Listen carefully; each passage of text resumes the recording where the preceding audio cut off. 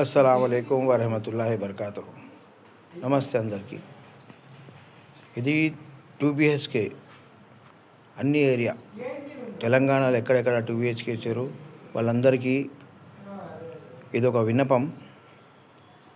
Double బెడ్రూమ్లో already బ్లాక్కి elections అయినాయి. బ్లాక్కి elections అయిన తర్వాత 9 మందిని ఎంచుకున్నారు. 9 మంది ఎంచుకున్న తర్వాత ఇప్పుడు మళ్ళీ ప్రెసిడెంట్ సెలక్షన్ అంటున్నారు. First of government of Telangana ఫస్ట్లోనే ఎవరికైతే ఇల్లు కేటాయించింది వాళ్ళది వెరిఫికేషన్ చేయలేదు, ఎంక్వైరీ చేయలేదు. ఓటింగ్ చేసింది లాటరీ ద్వారా వాళ్ళకి ఇల్లులు వచ్చినాయి. తర్వాత మళ్ళా మీటర్లు ఇచ్చిర్రు వాళ్ళకు. ఎవరు ఉంటున్నారు ఉంటలేరు, సామాన్ తెచ్చిరో లేదో చూడకుండా మీటర్లు ఇచ్చేసిర్రు. తర్వాత బ్లాక్లలో ఎలక్షన్ పెట్టిర్రు. బ్లాక్లలో ఎలక్షన్ పెట్టినాక ఆ బ్లాక్ ఇన్ఛార్జీలు కానీ ఎవరైనా కానీ ఇప్పుడు వాళ్ళ ఎన్నికయ్యారు, వాళ్ళు ఉంటున్నారా లేదా ఇంట్లో అది కూడా చూడలేదు. ఇప్పుడు మళ్ళా ప్రెసిడెంట్ సెలక్షన్ అంటున్నారు. ఇది అన్ని డబల్ బెడ్రూమ్ సంబంధించింది. హైదరాబాద్, సికింద్రాబాద్, తెలంగాణ మొత్తం వాళ్ళు ఇక్కడ ఉంటున్నారా, ఎంతమంది వచ్చి ఉన్నారు, ఎంతమందికి ఇల్లులు కేటాయించారు, ఎన్ని మీటర్లు నడుస్తున్నాయి, ఎన్ని మీటర్ల బిల్లు ఇప్పటివరకు కట్టలేదు, ఇది ఎవరైనా గమనించిరా? నామకే వాస్తే అందరూ ఇల్లులు వచ్చేసినాయి అన్నట్టు నామకే వాస్తే ఇల్లులు పెట్టేసారు, కానీ ఇంట్లో వచ్చి ఉండలేరు. ఇది ఎక్కడి వరకు కరెక్ట్? ఎక్కడో ఉండి ఇక్కడ డబల్ బెడ్రూమ్లో ఉన్న వాళ్ళకు మెయింటెనెన్స్కి 1000 రూపాయలు, మెయింటెనెన్స్కి 500, మెయింటెనెన్స్కి 1500 అని తీసుకొని లెక్కలు కూడా సరిగా చెప్పకుండా మొత్తం మోసం చేస్తారు.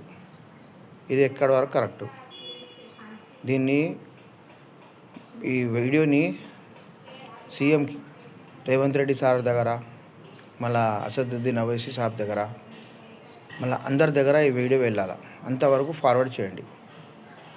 ఎందుకంటే డబల్ బెడ్రూమ్లో నేను చెప్పిన వివరాలు ఒకసారి గమనించండి.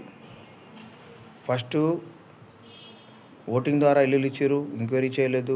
మళ్ళీ మీటర్లు ఇచ్చారు, ఎవరు ఉంటున్నారో లేదు చూడలేదు. మళ్ళా 9 మంది కమిటీ చేసారు, వాళ్ళు ఉంటున్నారా చూడలేదు. మళ్ళీ ఇప్పుడు ప్రెసిడెంట్ ఎలక్షన్స్ అంటున్నారు. వాళ్ళు ఇంట్లోనే ఉండలేరు, వాళ్ళే ఎన్నికయ్యారు, వాళ్ళే మెయింటెనెన్స్ తీసుకుంటారు, వాళ్ళు లెక్కలు చెప్పలే. ఇది ఎక్కడి వరకు కరెక్ట్? ఇది కొద్దిగా అందరూ గమనించాలి.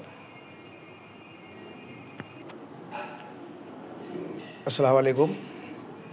ये वीडियो डालने का मकसद ये है कि तेलंगाना हुकूमत को बताने का है कि जो भी तेलंगाना में डबल बेडरूम अप्लाई करे वो लोग को बगैर इंक्वायरी करके घरा दे दिए, एक बात.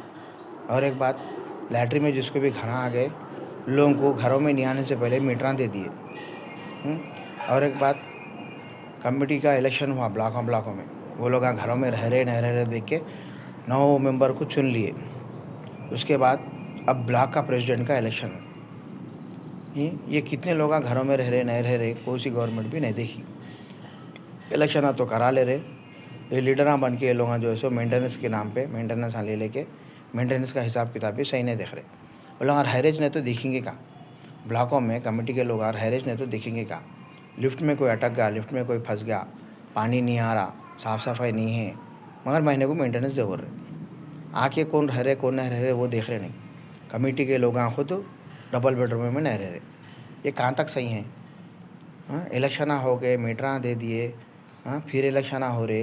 ये गवर्नमेंट, तेलंगाना गवर्नमेंट, रेवंत रेड्डी साहब, इस पर इंक्वायरी करना. आप देखना कि रह रहे नहीं रह रहे लोग घरों में आके. इस पर आप लोग पूरे हैदराबाद, सिकंदराबाद के तेलंगाना में जहाँ भी डबल बेडरूम आते इस पर पूरों पे इंक्वायरी होना. आपसे गुजारिश है रेवंत रेड्डी साहब कि इस पर इंक्वायरी करिए. ठीक है, खुदा हाफिज़.